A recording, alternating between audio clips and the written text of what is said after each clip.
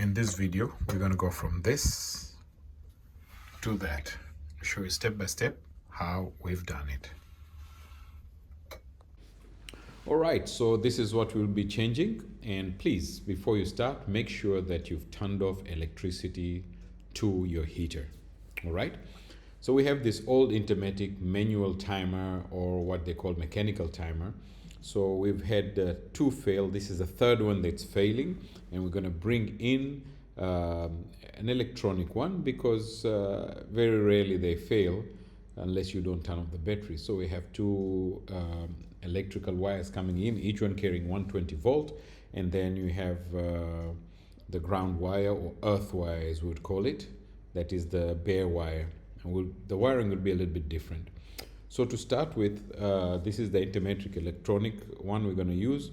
I have done the wiring a little bit different. You have what we call jumper cables that are going to be coming here, and they've given us very short jumper cables based on what they want to wire. So we've got our jumper cable on 1, 2, 3, and number 2 to 5. I ignored their 1 to 5 and 2 to 3. The jumpers were too short anyway. So, and each one is going to carry 120 to channel 1, which is hot life, and then the carry again 120 to, which is hot life 2, is going to go to number 5. All right, so that's how I'll be doing. So my power supply is off already. There's no red light there, and I'm pressing manual. Nothing is happening there to turn it on and off, which means that we are ready to start dismantling things. And that's exactly what you want to do, is make sure that the power is not on. And I have to get this box ready. So I've already put the battery there. I've set the time already. And all we have to do now is, plug it back to the wall whenever we are ready, after we remove the old one. So as you see, it's easy to remove the heater wires. That's the first one that I took out, is the heater cable. So you have two of them. One will be carrying 240 volts. The other one will be your ground. And then the third one, the bare one, will be the earth or grounding wire. And then those that are inside, each one is carrying 120 from outside, which is total of 240 volts coming in. All right. And so in those 240 volts, they'll go in one of these wires. Okay, again, the wiring will be a little bit different. So the black one, of course, as if you check your wiring, you know which one should go where, as far as live and neutral, or hot and grounding. So the incoming wires are now removed. Now, if you notice, the next thing we need to do is remove the actual timer unit. So there is a little thing that you're supposed to push up there, the tab, and get it out. I've got my camera on, so it's a little bit difficult for me to maneuver and try and take it out. So I'll get a help of screwdriver, put the camera down, and then come back up. So there we have it. The old timer unit is now removed. And if you look behind there on the cabinet, you'll find that the cabinet is empty. There's nothing behind there. So it was just that whole unit, the timer unit, that was important there, and it's out. Okay, so we are completely out of that now. Just unscrewed that from there. And here we have our cabling. So you can see in our cabling, we have the two 120 coming inside, and the earth or ground, as you call it. And then same way on this side, I've got two wires that need to go inside, and there's my ground. Right now it's hooked up like that. We'll see about making it up cleaner. So now we'll work with the new box, use the punch out holes, make sure everything fits nicely in there.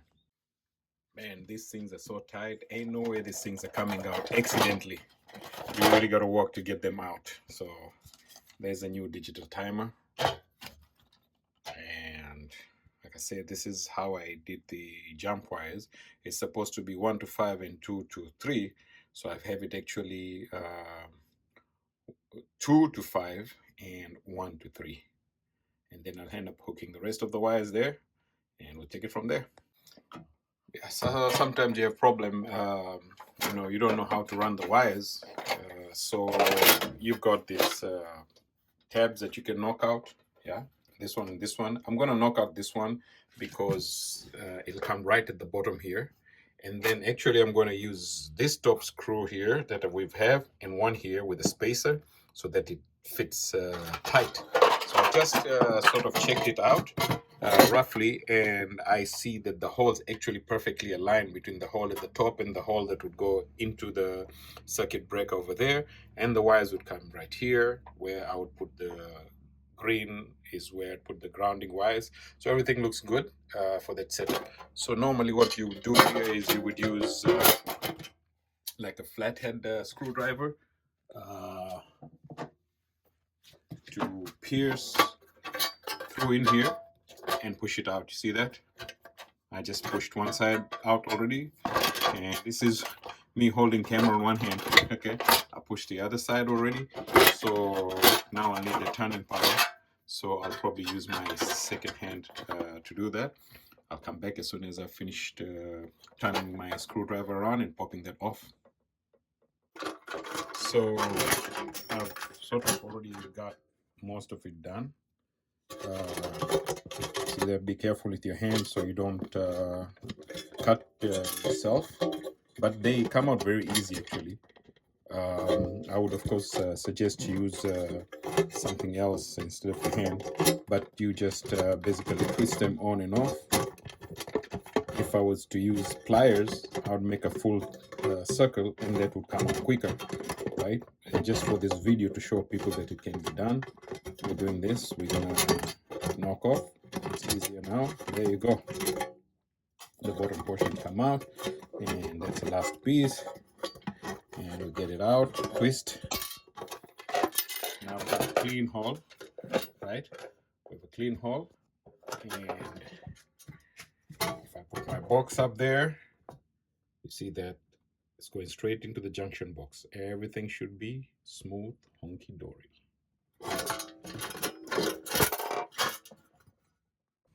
All right, the step one is done. We have the new box in there now. I've been able to tape out the wires inside here. So this set of the wires in the left coming from outside, the wires in the right coming inside, going straight into the water heater with the grounding here. So now our next step, to hook this up to the timer. All right, I just went outside and turned the power on. So we see the load light is on. We see that, I guess this is because it was on manual, so it's off. The circuit breaker did not go off, so I guess it's working. There we go. Now we just have to put our timer. The clock right there is showing it's 12:30, so it's been an hour since I started. However, I have excuses. I want to use the bathroom, this person needs to use that, and finding the tools, since this is not my home. And it's done. So in this video, we went to same Intermatic manual to Intermatic electronic. So hopefully this is will help somebody else in the future. Okay, so everything is set and done. You got your groundings going in there. You've got that cable and the next one here, both coming from outside, and you got this and this going to the heater, and you've got your jumper from 1 to 3 and from 2 to 5. Everything is set. Turn the power on and see what it looks like. Yeah, I did forget to say the last thing. We need to put this plate back on, which I just did. That way accidentally nobody's fingers end up in there. That's it, and we are done. You can manually turn it on there and see now there's not too much of that glare coming through because of this diffuser, and we can take it off, and the place is cleaned up. We're good to go. All right, let's come to our timer here. So first you set the clock. So in our case, it says the clock now is Wednesday. We already set the date. So let's say if you didn't do it, you just come here and change the time. So in our case, it's